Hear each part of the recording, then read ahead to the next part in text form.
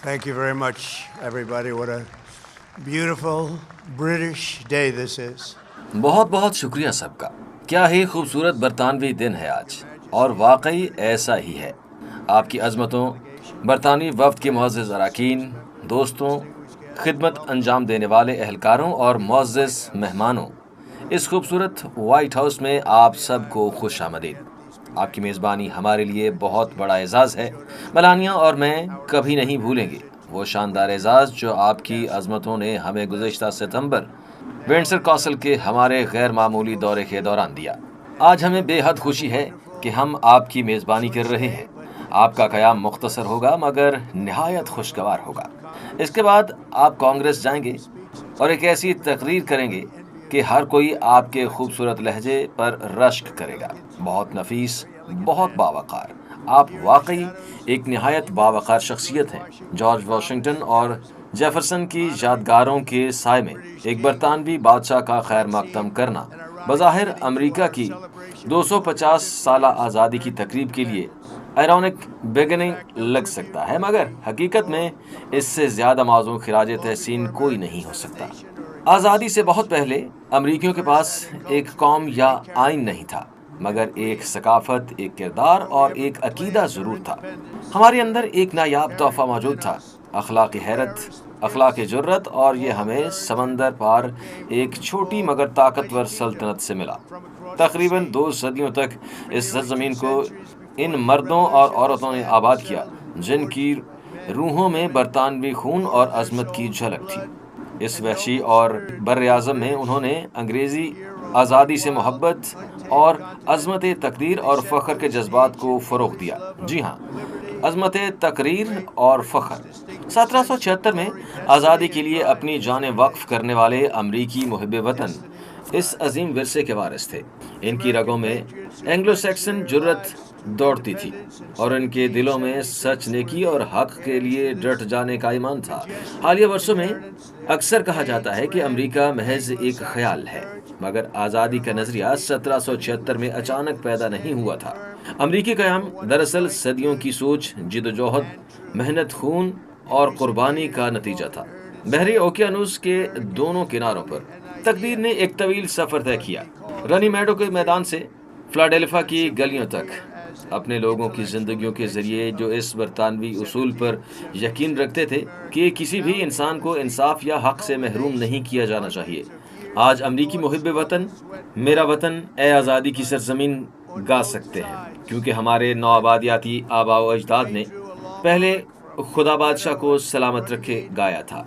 आज हम इस सदियों पुराने रिश्ते की एक जिंदा अलामत देखते हैं। यहाँ करीब ही वो दरख्त मौजूद है जो मरहूम मलिका एलिज़ाबेथ डोम ने लगाया था, एक गैर मामूली खातून जिन्हें जानने का मुझे एहसास हासिल हुआ। वो दरख्त अब 3 गुना बड़ा और मजबूत हो चुका है, बिल्कुल हमारी कौमों की तरह। ये बरतानवी हाथों से लगाया गया, मगर अमरीकी सरजमीन में परवान चढ़ा। आज यह दरख्त बुलंद बाला खड़ा है और हमें याद दिलाता है कि अजीम कौमें अजीम दरख्तों की तरह मजबूत और गहरी जड़ों पर कायम होती हैं। आज़ादी के बाद की सदियों में अमरीकियों का बरतानवियों से ज़्यादा करीबी दोस्त कोई नहीं रहा। हम एक ही जड़ से जुड़े हैं, एक ही ज़बान बोलते हैं, एक जैसे अक़दार रखते हैं, और हमने मिलकर अजीम तहजीब का दिफा किया है। सुर्ख, सफ़ेद और नीले परचमों के साए में मेरी वालिदा मैकलॉड स्कॉटलैंड के स्टुअर्ट नोवे में पैदा हुई। वो 19 साल की उम्र में अमेरिका आई और मेरे वालिद से मिली। हम सब उन्हें बहुत प्यार करते थे। दोनों ने 63 साल की शादी गुजारी, एक ऐसा रिकॉर्ड जिस तक पहुंचना शायद हमारे लिए मुमकिन ना हो। मेरी वालिदा शाही खानदान से बेहद मोहब्बत करती थी, ख़ास तौर पर मलिका से। जब भी कोई शाही तकरीब होती थी, वो टीवी के सामने बैठी होती और कहती, डोनाल्ड देखो कितना खूबसूरत मंजर है। और वो ये भी कहती थीं, चार्ल्स को देखो कितना प्यारा है।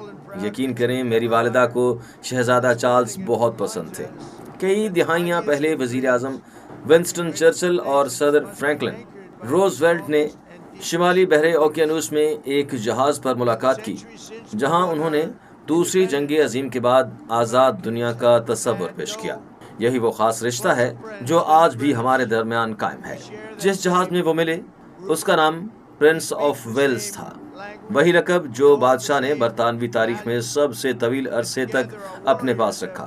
کہا جاتا ہے کہ چرچل نے پہلی بار مستقبل کے بادشاہ سے ملاقات کی تو وہ بے حد متاثر ہوئے اور کہا کہ اتنی کم عمر میں اتنی گہری سوچ۔ آج بھی وہی خوبصورت اور سنجیدگی ان کی شخصیت کا حصہ ہے، اور یہ نہ صرف برطانوی عوام بلکہ امریکہ اور برطانیہ کے درمیان رشتے کے لیے بھی ایک نعمت ہے۔ چند گھنٹوں بعد بادشاہ پہلی بار امریکی کانگریس کے مشترکہ اجلاس سے خطاب کریں گے۔ یہ ایک تاریخی لمحہ ہوگا۔ اگر جارج واشنگٹن یا جارج ایڈمز یہ منظر دیکھتے تو شاید پہلے حیران ہوتے مگر فوراً خاموش بھی ہو جاتے کہ جنگ کے زخم ایک عظیم دوستی میں بدل گئے۔ جو سپاہی کبھی ایک دوسرے کو ریڈ کوٹس اور یانگیز کہتے تھے، وہی بعد میں ٹومیز اور جی آئیز بن کر دنیا کی آزادی کے لیے ایک ساتھ لڑے۔